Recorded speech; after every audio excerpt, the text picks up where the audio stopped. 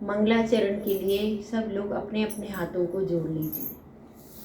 शील है सारे जगत में धीरज की पतवार, सती मृगांक लेखा संकट सहे हजार। रूठे पिया क्यों मेरे जाने न पाए, आंसुअन ने आँखों से झड़ी लगाए। तड़ तड़ टूटे कंगना बिखरा मणियों का हार, सती मृगांक लेखा संकट सहे हजार। सास ने झूठा दोष लगाया, जंगल में सोना सा सुत है पाया। कुत्ता लेकर भागा रोता है माँ का प्यार, सती मृगांक लेखा संकट सहे हजार। जय बोलिए 1008 श्री चिंतामणि पार्श्वनाथ भगवान की जय। परम पूज्य आचार्य श्री आदि सागर महाराज की जय। आचार्य श्री महावीर कीर्ति महाराज की जय। आचार्य श्री विमल सागर महाराज की जय। आचार्य श्री तपस्वी सम्राट सन्मति सागर महाराज की, आचार्य गुरुवर सुंदर सागर महाराज की, अहिंसामय विश्व धर्म की, जिनवाणी माता की, श्रीमती माता की जय।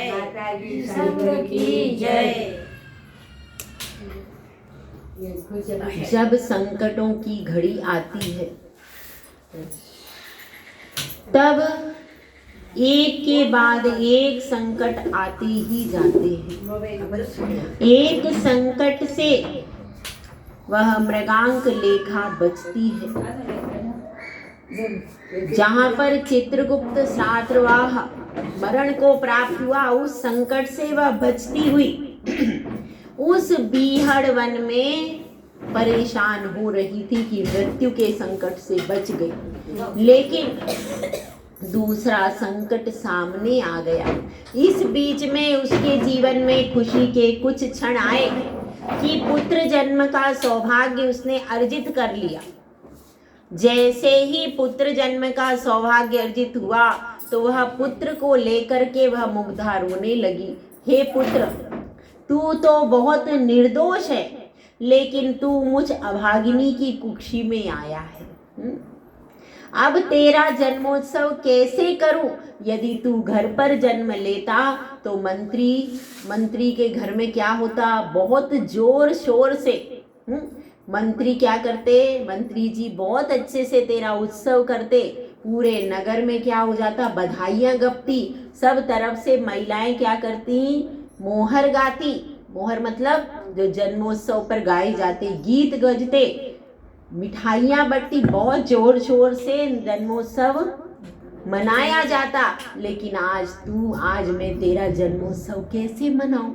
मेरे पास तो कुछ भी नहीं है। तू इतना सुंदर है, इतने शुभ लक्षणों वाला है, उत्तम कुलीन बालक है, लेकिन फिर भी अब इस समय मेरा दुर्भाग्य चल रहा है, इसलिए मैं तेरा जन्मोत्सव, ऐसा सोच करके वह सबको याद कर करके रोने लगती है, बहुत रुदन करती है।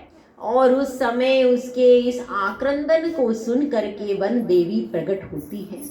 वन देवी कहती है, कायर की तरह मत रो। हे सती, हे महासती, तुम इस तरह कायर की तरह क्यों रो रही हो? तुम तो धैर्यशालिनी हो, तुम तो शील रूपी संपत्ति से संयुक्त हो, तुम्हें इस तरह से रोना शोभा नहीं देता है। तुम्हारे सारे संकट टल जाएंगे और तुम्हें दानशाला में तुम्हारा वल्लभ पति भी मिलेगा, और पति पुत्र से सहित तुम विशाल भोग संपदा को भोगोगी, ऐसा उसे कहती है। और वह फिर समझती है कि मेरा भविष्य तो अच्छा है, भविष्य में मुझे सारा लाभ होने वाला है, लेकिन अभी तो मैं जंगल में निराश्रित पड़ी हूँ, अभी की स्थिति क्या है, ऐसा सोच करके वह क्या करती है, वह थोड़ी सी उस समय आश्वस्त हो जाती है। ये कब की बात है? जब पुत्र का जन्म हुआ उस समय की बात है। और फिर पुत्र को स्नान करके उत्तम वस्त्र से आच्छादित करके, और जहाँ पर छाया आ रही थी वहाँ पर मंदिर था, कोई मंदिर का एक कोना था, कोने में क्या आ रही थी? छाया थी। तो छाया में उस पुत्र को पोटली में लपेट करके रख देती है और सामने नदी पर जल्दी से जाकर स्नान करने चली जाती है। इतनी घटना अपन ने सुनी थी। अब क्या होता है, एक भूखा कुत्ता वहां पर आ जाता है, भूखा जंगली कुत्ता वहां पर आ जाता है, और वह बालक तो छोटा ही था, छोटा सा बालक था, तुरंत का उत्पन्न, तो उसको मांस की गंध आ जाती है। तो मांस की गंध का लोलपी वह भूखा श्वान वहां पर आ जाता है, और देख करके पोटली देखता है। बालक तो उसको क्या हो जाता है, बालक तो उसको दृष्टिगोचर नहीं होता, लेकिन गंध आ रही थी। फिर भी वह क्या करता है, उस बालक को मुख में दबा लेता है, और दबा करके वह कहाँ जाता है, तुरंत तेज गति से दौड़ता हुआ आगे भाग जाता है। अब यह 5-10 मिनट में स्नान करेगी, फिर वस्त्र पहनेगी, तो टाइम तो लगेगा। स्नान करके फिर वस्त्र पहन करके 10-15 मिनट में वह तैयार होकर के आई, और जैसे तैयार होकर के आई, फिर वह मंदिर के कोने में पहुंची। तो जैसे ही वो देखती है कि कोने में तो कुछ भी नहीं है, कोई भी चीज नहीं है, जब वह यह देखती है तो मूर्छित होकर के गिर जाती है। मेरे जीवन में उम्मीद की एक किरण थी, वह भी चली गई, हाय मेरा दुर्भाग्य। सारी पति माता पिता से तिरस्कृत हुई, पति से भी तिरस्कृत हुई, और फिर क्या हुआ, अब मेरे पास एक बच्चा आया था, मैं कैसे भी नौकरी मजूरी करके उस बच्चे को पालती, अपने अच्छे से रहती, लेकिन अब वो बच्चा भी चला गया, मुझसे सब मेरे परिजन बिछुड़ गए, मैं बिल्कुल अकेली हो गई। ऐसा सोच करके, क्योंकि माँ के लिए सबसे बड़ा दुख वो होता है जब उसका बच्चा बिछुड़ जाए। वो सारी चीजों को सहन कर लेती है, माता पिता का भी सह लेती है, पति का भी सह लेती है, लेकिन उसका बच्चा जब बिछड़ जाता है तो उसे बहुत वेदना होती है। कि एक माँ के लिए बहुत बड़ा दुख है उसकी संतान का बिछुड़ जाना, तो उसके लिए भी बहुत वेदना होती है, मूर्छित होकर के गिरती है। फिर अब उसको कौन सहलाने वाला, कोई दास है ना दासी है। तो हवा चलती है और शीतल पवन से पुनः सचेत होती है, फिर मूर्छित होती है, फिर मूर्छित होती है। इस प्रकार से कई बार वह परेशान हो जाती है, और फिर परेशान होकर के जोर जोर से विलाप करने लगती है। सोचिए उसकी स्थिति, अपन होते तो पता नहीं क्या करते, वो तो कैसे जी रही है। और वहाँ पर सघन धव के वृक्ष थे, धव नामक एक पेड़ होता है, उसके वृक्ष थे, वहाँ पर पूरा जंगल भयावह था, सूकर जंगली सूकर थे वहाँ पर, हिरन घूम रहे थे, कोई भी मनुष्य तो उधर था नहीं। लेकिन देखिए अब उसका अभी और भी संकट उसको झेलने हैं, अभी उसका जीवन बाकी है। इसलिए क्या हो जाता है, जब वो जोर जोर से विलाप करती है तो वहां पास में क्या था, ग्वाल रहते थे, वहां गाय चराने वाले रहते थे। तो वहां पर एक ग्वालिन उसकी पुकार को सुन लेती, वह ग्वालिन उसकी पुकार को सुनती है तो उसको बड़ी दया आ जाती है, और वह दया से आर्द्र होकर के क्या करती है, उसके पास में जाती है और कहती है कि हे सती तुम कौन हो, यहाँ इस निर्जन वन में कहाँ से आई हो, और क्यों इस प्रकार से विलाप कर रही हो। तब वह कहती है मैं अपने संबंधी जनों से बिछुड़ी हुई एक बंजारिन हूँ, और यहाँ से वहाँ घूमती, अपना कुछ भी परिचय क्या बताती, कोई उसको जानता ही नहीं है, ऐसा कहती है। तब वह कहती है मैं गोपवती नामक क्या हूँ, ग्वालिन हूँ, तुम मेरे घर पर रह जाओ। तो वह क्या करती है, फिर अब उसके पास तो कोई ठिकाना था ही नहीं, तो वह उसके घर पर चली जाती। अब वह उसके घर पर चली जाती है। अब क्या होता है, इधर क्या हो जाता है, ये कुत्ता लेकर के वो बच्चे को जाता है और वहां से तो भाग जाता है।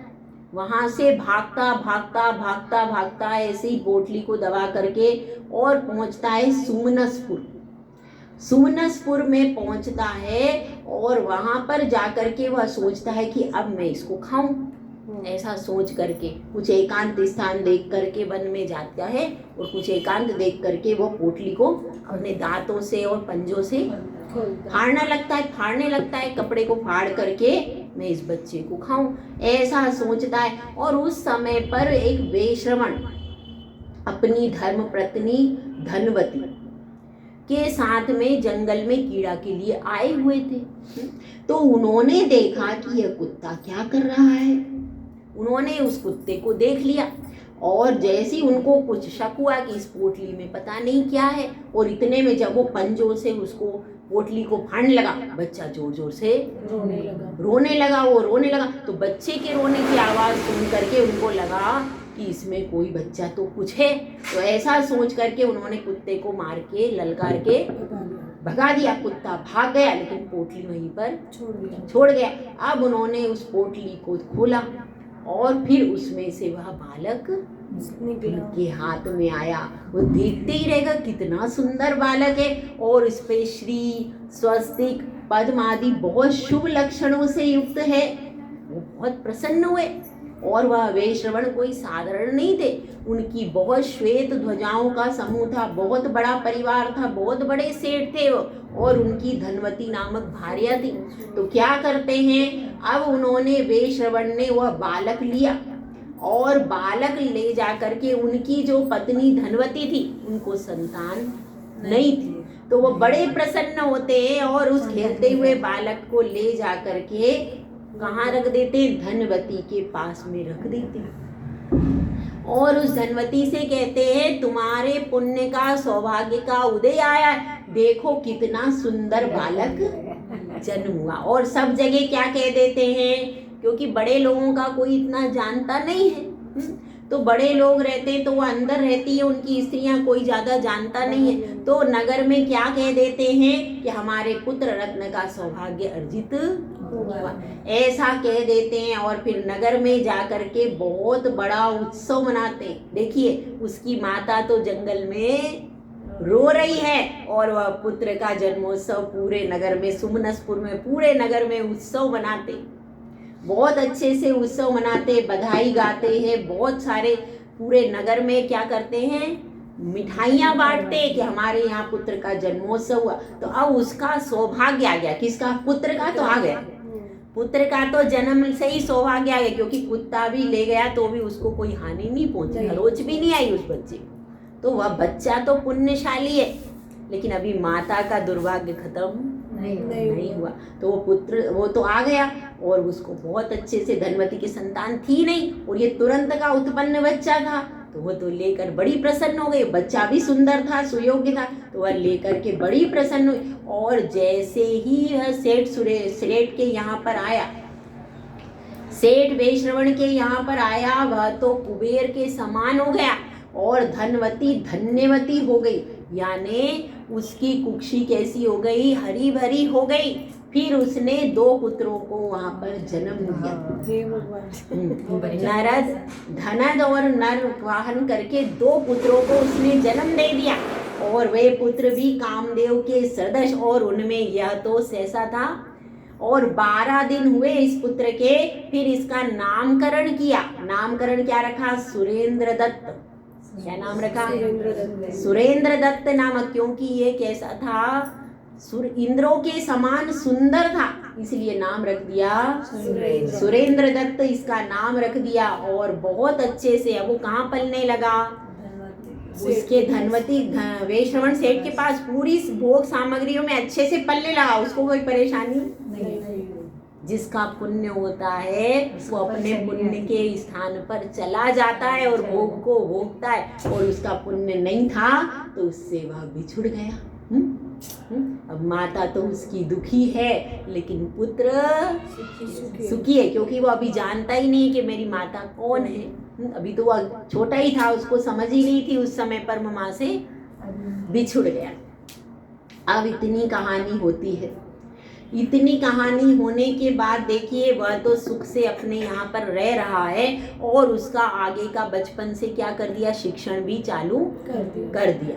अब इधर इसकी कथा यह होती है कि एक गोपवती के यहाँ पर जाती है, लेकिन अभी कष्ट तो और आने हैं। तो गोपवती का एक भाई था, और वह भाई क्या होता है, वहाँ पर आता है, कहाँ पर, गोपवती के घर पर आता है, और इसको देख लेता है वहाँ पर, किसको, मृगांकलेखा।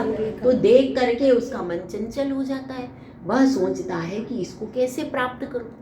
अब जब इसके मन में आता है तो गोपवती से वह कहता है कि तुम इसको कैसे रखती हो यहाँ पर ये राजा के द्वारा देखी जाएगी तो राजा इसको ले जाएगा, इसलिए इसकी यहाँ पर रक्षा नहीं हो पाएगी। मेरे पास बड़ा भवन है, मैं बड़ा सेठ हूँ, तो वहाँ पर इसको रखता हूँ, वहाँ पर इसकी रक्षा होगी और कोई भी इसको नहीं जानेगा, इसलिए तुम इसको मेरे साथ उस भवन में लेकर के चलो। तो वह इतना सोचती नहीं है कि इसके मन में कोई पाप आ गया है, कोई कारण हो गया, वह कुछ भी गोपवती सोचती नहीं है, और कहती है चलो बहन अपन दूसरी जगह रहेंगे। ऐसा कह करके वह जो गोपवती है उसको मृगांकलेखा को ले जा करके वह अलग भवन में उसको सुरक्षित रख देता है। अब इस प्रकार से 10-12 दिन बीत जाते हैं, वह वहाँ पर आराम से, और उसको कह देता है तुम महल के बाहर मत निकलना, क्योंकि उसको क्या डर है, मेरी पत्नी देख लेगी। कहता है सारी सुख सुविधाएं उसको क्या कर देता है, महल के उसके भवन के अंदर ही सारी सुविधाएं रख देता है, तुम इस भवन के अंदर आराम से रहो। अब उसने कहा ठीक है, मेरे लिए सब चीजें तो है ही है, और वो वहीं पर महल के अंदर गुप्त रूप से रहने लगती है। अब उसको कोई जान नहीं पाता। इधर क्या होता है, 10-12 दिन बीतते हैं, और अब सेठ के मन में अपनी भावनाएं आने लगती हैं। अब वह सोचता है कि मैं इसके पास में जाऊं, इसके पास में जाऊं। अब द्वार तो बंद है, तो वह सोचता है मैं छत से, पहले छत में ऐसे होते थे, हाँ वो खोपे होते थे, तो अब उसकी क्या, वो महल था उसमें शिखर था एक, और शिखर में क्या था, अब वो सोचता है इस शिखर को फोड़ करके मैं अंदर प्रवेश कर जाऊं। इस भावना से वह सेठ क्या करता है, अंदर आता है, लेकिन उसमें एक ऐसा तार लगा हुआ था कांटों वाला शिखर में। तो जैसे ही वो शिखर, ऊपर का हिस्सा तो निकाल लेता है, लेकिन अंदर नीचे एक कांटा तार होता है, वह तार उसके सिर में घुस जाता है। अब उसका सिर भेद हो जाता है, तो हा करके ऊपर से सीधा नीचे कमरे में गिर जाता है। अब वो धड़ाम से गिरता है, इधर यह सो रही थी, इसको कुछ पता नहीं क्या हो रहा है क्या नहीं हो रहा। अभी एकदम उठ के खड़ी हो जाती है, ये क्या तूफान एकदम आ गया। अब वो देखती है, वो कहती है ये सेठ है। अब वो समझ जाती है यह सेठ आधी रात को ये क्यों आ रहा था। अब वो उसकी बात को समझ जाती, क्यों आएगा कोई इस तरीके से, तो वह समझ जाती है। मगर अब तो क्या हुआ, तुरंत उनका क्या हो गया, माथा फट गया और सेठ वहीं पर मर गया। अब इधर जोरदार आवाज आती है, अब नगरवासियों को भी आवाज आती है, क्योंकि ऊपर पहले भवन बहुत ऊंचा था, उसमें से वो छत पे से नीचे गिरता है, एकदम बहुत जोर धड़ाम की। इतने सुनने में क्या हो जाता है, सब आसपास में जो गांववासी थे वो भी आने लगते। अब उसकी पत्नी को पता, कुछ आवाज आती, पत्नी आ जाती। अब पत्नी देखती है कि ये क्या है, यह उसको पहले मृगांकलेखा को देखती है, फिर अपने पति को देखती है, और सारी बात समझ जाती है। तो वह सोचती है कि भाई अब ये बात राजा को पता चलेगी कि सेठ का ऐसा चरित्र है, तो राजा तो सेठ को दंड दे देगा। और दंड तो देगा, मतलब जो अब तो ये मृत्यु को प्राप्त हो ही गए, अब इनकी अपकीर्ति क्यों फैलाए। मृत्यु को तो प्राप्त हो गए और इनकी अपकीर्ति फैलेगी कि देखो इस तरह से सेठ ने किया, तो अब ये क्या करना चाहिए। तो वह सोचती है कि इसको तो कौन जानता है, ये तो इस नगर की भी नहीं है, तो इसको निकाल दो। तो उसको क्या करती है, तुम अब यहाँ से जंगल में चले जाओ। तो उसको अब सेवकों के द्वारा जंगल में छुड़वा देती है। अब इधर क्या होता है, अब इधर खूब जोर जोर से रोने लगती है वो सेठ की पत्नी, खूब रोने लगती है। और फिर जब वो रोने लगती है तो क्या हो जाता है, सब लोग आ जाते हैं, सब लोग पूछते ये कौन सा भवन है। तो वो कहती नया भवन अभी बनवाया था और इधर काम कर रहे थे, कुछ वो लगा रहे थे तो वो गिर गए।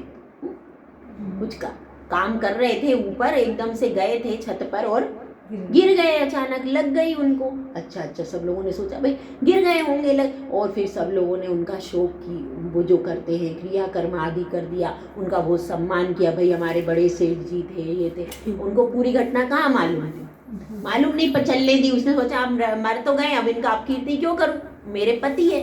तो इस तरह से उसने सब बात ढक के और उसको निकाल दिया तुरंत के तुरंत। तो अब ऐसा क्या हो गया, अब ये घटना घट गई, अब वह तो वापिस जंगल में चली गई।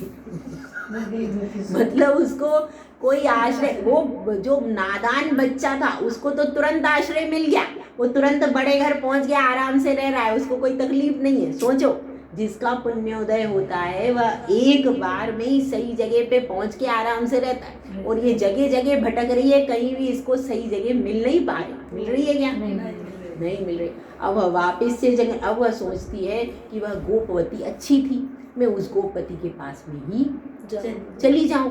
तो ऐसा सोच करके कहाँ जाती है, गोपवती के लिए जाती है, लेकिन रास्ता भूल जाती है। अब रास्ता भूल गई, अब रास्ता भूल करके वह क्या करती है, वृक्षों के पास में बैठ जाती है, वृक्षों के वहीं पर पूरी रात्रि व्यतीत कर देती है जंगल में। और रात्रि व्यतीत करने के बाद में फिर वह धीरे धीरे पहुंचती है, एक तापस का मठ था, वहाँ तापस के मठ में पहुंचती है। और मठ में पहुंचने के बाद में वह तापस उससे कहता है, हे नारी आप कौन हैं और कहाँ जा रही हैं। तो कहती है मैं वहाँ पर ग्वालिन हूँ, गोपवती हूँ, वहीं जा रही हूँ और रास्ता भूल गई हूँ। कहना अच्छा तो आप ऐसा करो कि यहाँ पर इस मंदिर के द्वार पर चले जाओ, वहाँ पर रास्ता मिल जाएगा, ऐसा वह तापस कहता है। अब तापस के कपट को वो जानती नहीं है, और वह उस मुख्य द्वार में प्रवेश करती है मंदिर के। जैसे ही प्रवेश करती है सारे सैनिक पकड़ लेते हैं उसको तुरंत, और पकड़ के और उसको ले जाते हैं एक स्थान पे। वह देखती है कैसा भयावह स्थान है, वहाँ पर 19 लोग बंधे हुए थे। कितने लोग, 19 लोग, 10 तो पुरुष और 9 स्त्रियां। और वहाँ पर ला करके 20वें स्थान पे उसको जैसे ही बांधा जाता है सारे 19 लोग रोने लगते। अब वो सोचने लगी ये क्या हो रहा है। अब वो पूछती है भाई क्या बात है। तो कहते हैं कि भाई हम लोग 19 थे, घोषणा ये की गई थी जैसे 20 हो जाएंगे वैसे ही बलि दी जाएगी 20 लोगों की। तो अब हम 20 हो गए, अब हमारी बलि दी जाएगी। और सारी स्त्रियां बहुत सुंदर और सुलक्षण से युक्त, और ऐसे ही सारे पुरुष सुलक्षण, क्योंकि बलि हमेशा बहुत योग्य व्यक्ति की दी जाती कार्य सिद्धि के। तो उन्होंने कहा ये क्या कार्य है कि उसने संतान का सौभाग्य अर्जित नहीं हो पाया, इसलिए किसी ज्योतिषी ने सलाह दी आप 20 उत्तम लक्षणों से युक्त स्त्री पुरुषों की बलि दो, तब आपको संतान का सौभाग्य मिले। इसलिए क्या हुआ है, वह बांध करके लाए हैं। अब वह सोचती है ये क्या बात है। हाँ, किसी व्यक्ति का जन्म अर्जित करने के लिए तो क्या करना चाहिए, दान पूजा आदि उत्तम कर्म करने चाहिए। किसी को मारने से किसी का जन्म कैसे मिल सकता है। तो ऐसा वह सोचती है, लेकिन यह अज्ञानी प्राणी हैं जो कि इस प्रकार का कृत्य करते हैं। और अब वह सोचती है मैं तो इन सारे पुरुषों को बचाऊंगी, भले मैं मारी जाऊं लेकिन मैं 19 की रक्षा जरूर करूंगी। अब यह संकल्प कर लेती है, मन में संकल्प कर लेती है, लेकिन अब करे कैसे। राजा तो ठान के बैठा है, क्या ठान के बैठा है कि मुझे तो बलि देना है। लेकिन उसने भी संकल्प कर लिया है कि मुझे इनको बचाना है। अब दोनों तरफ से अब राजा आता है, और राजा कहता है भाई देखो तुम लोगों के प्राण हरे जाएंगे, अंतिम जिसकी जो इच्छा हो वो बता दो। तो उस इच्छा को क्या करेंगे, पूरा करेंगे जिसकी जो इच्छा हो। लेकिन और ये भी है कि उत्तम लक्षणों से युक्त व्यक्तियों में 19 व्यक्ति हैं, तो उसमें से मैं एक को छोड़ दूंगा, एक को छोड़ देंगे, बाकी 19 लोगों की बलि दे जाएंगे। और उसमें फिर अपने पाप कार्य की निंदा भी करता है कि यह तो हिंसा का कृत्य है, इससे बड़ा पाप होता है, इसीलिए अपने परिणामों की निंदा भी कर रहा है। तो वह सोचती है कैसा राजा है, एक तरफ तो बलि दे रहा है, दूसरी तरफ कह रहा है कि हिंसा से पाप का बंध होता है, तो ये दोनों तरफ की कैसी बातें कर रहा है, ऐसा वह सोचती है। और बाकी सब तो थर थर काँप रहे, पर ये एकदम अच्छे से बैठी हुई। तब वह राजा बोलता है अंतिम इच्छा क्या है, तो सब लोग कुछ भी नहीं बोलते। 19 ये बोलने लगती है, ये कहती है हे राजन, मेरी एक इच्छा यही है कि आप इन 19 को छोड़ दो और मेरी बलि दे दो। उन्होंने कहा कि और देखो इन सारे 19 व्यक्तियों में सबसे सुंदर, सबसे अच्छे लक्षण वाली और सबसे योग्य, सबसे मधुर कंठ वाली मैं हूँ, इसीलिए आप तो मेरी बलि दे दो, आपको सब फल प्राप्त हो जाए।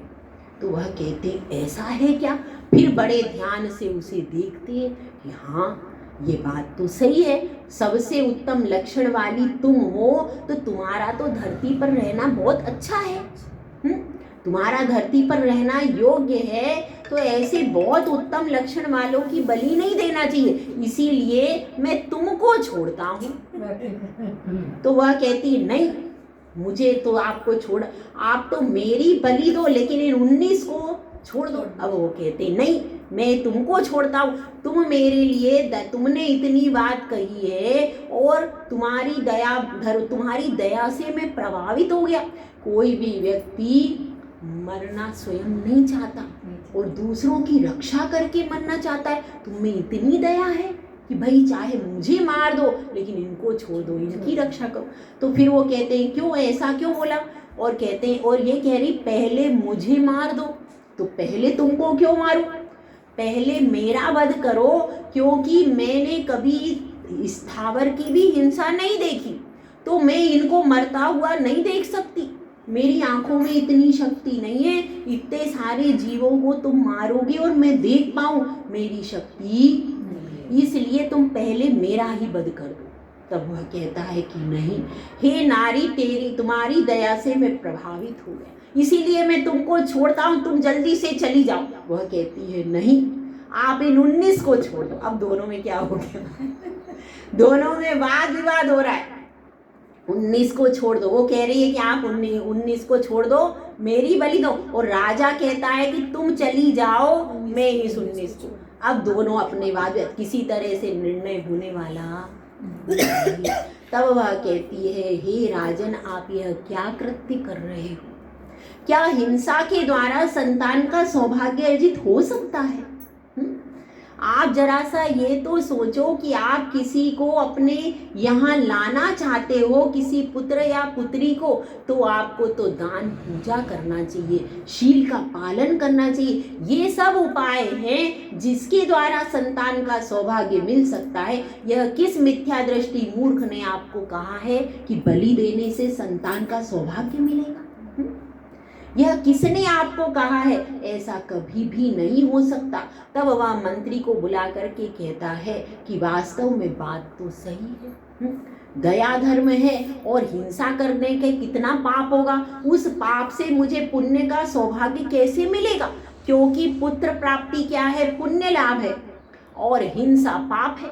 वो कहती है पुत्र प्राप्ति का सौभाग्य तो पुण्यशाली जीवों को मिलता है, और हिंसा तो महापाप है, उससे तो पाप का अर्जन होगा। और आप क्या चाह रहे हो? पाप से पुण्य की संपत्ति प्राप्त करना चाह रहे हो, 3 काल में भी नहीं हो सकता। इसलिए हे राजन, अहिंसा ही धर्म है, दया ही धर्म है, ऐसा वह किसको उपदेश देती है? राजा को उपदेश देती है। उपदेश से राजा प्रभावित हो जाता है और मंत्री को बुलाता है। मंत्री को बुला करके कहता है कि मुझे इस हिंसा कर्म से विरक्ति हो गई, तुम तो कोई मंत्र प्रयोग करो, कुछ और दूसरा उपाय बताओ जिससे कि संतान का सौभाग्य अर्जित हो जाए। अब यह बलि कर्म मैं नहीं करूँगा।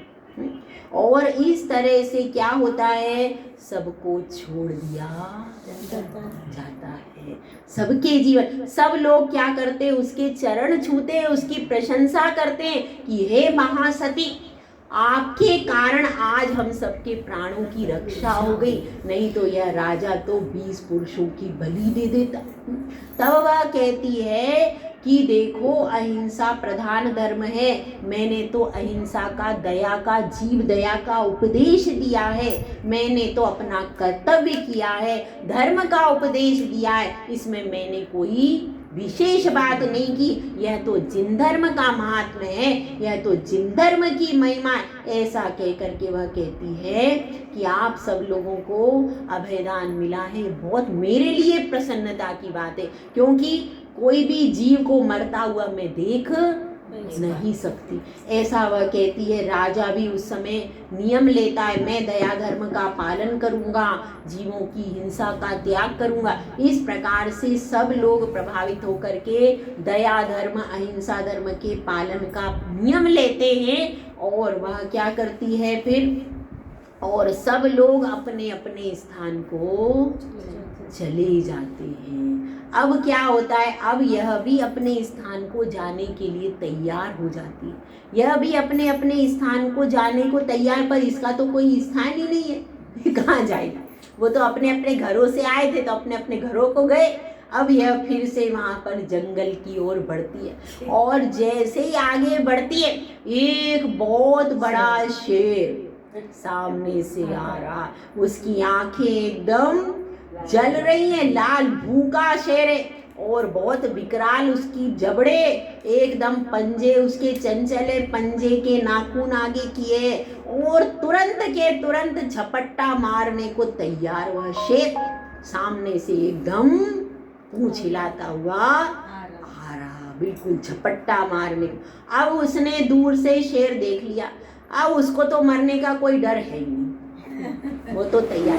मगर वो कहती है, हे मनराज, मैं हूँ सती स्त्री, मैं हूँ सती स्त्री, और मैंने स्वप्न में भी अपने पति सागर चंद्र के अलावा किसी अन्य पुरुष का स्मरण किया हो तो ही तू मुझे छूना, और यदि मैंने अपने शील का पालन किया है, किसी भी पर पुरुष पर भावना नहीं भाई, तो तू मुझे नहीं छू सकती।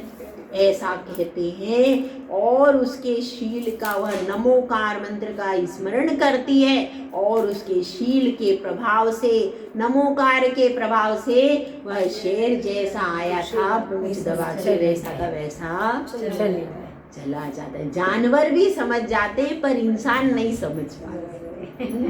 तो अब वह शेर जैसा आया था वैसा का वैसा चला जाता है। मगर अभी और भी संकट शेष है। इधर वह तीनों पुत्र किसके, वैश्रवण सेठ के पास में पहुंच गए ना, वो वैश्रवण और धनवती के पास में तीनों पुत्रों को कहाँ भेज दिया, शिक्षा के लिए भेज दिया। उत्तम से उत्तम उनकी शिक्षा हो रही है वहाँ पर, कहाँ पर, सुमनसपुर नगर में उत्तम से उत्तम शिक्षा से युक्त हो रहे हैं। और मगर अपनी माता को, पिता को जानते नहीं है। अभी उनको यह बोध नहीं है कि हमारे माता पिता, वो तो यही समझते हैं, वैश्रवण सेठ को ही अपना पिता समझते हैं और धनवती सेठानी को ही अपनी माता समझते हैं। अभी वह छोटे हैं, 10-10 साल के बालक हैं। तो अब धीरे धीरे यह कथा आगे चलेगी। अभी और भी संकट उसके जीवन में आने वाले हैं। वे कौन कौन से संकट हैं, किस तरह से उसको देवी ने कहा है तुम्हें अपना पति भी मिलेगा, पुत्र भी मिलेगा, लेकिन अभी तो कुछ मिला नहीं है। अभी तो एक के बाद एक संकट आते ही जा रहे हैं। तो किस तरह से और भी एक बहुत संकट उसके जीवन में आने वाला है कि वह फिर अपने सुध बुध को खो देगी। ऐसा कौन सा संकट उसके जीवन में आने वाला है, इसको कल देखेंगे। जय बोलो आचार्य सुंदर सागर महाराज की जय। माता जी की जय।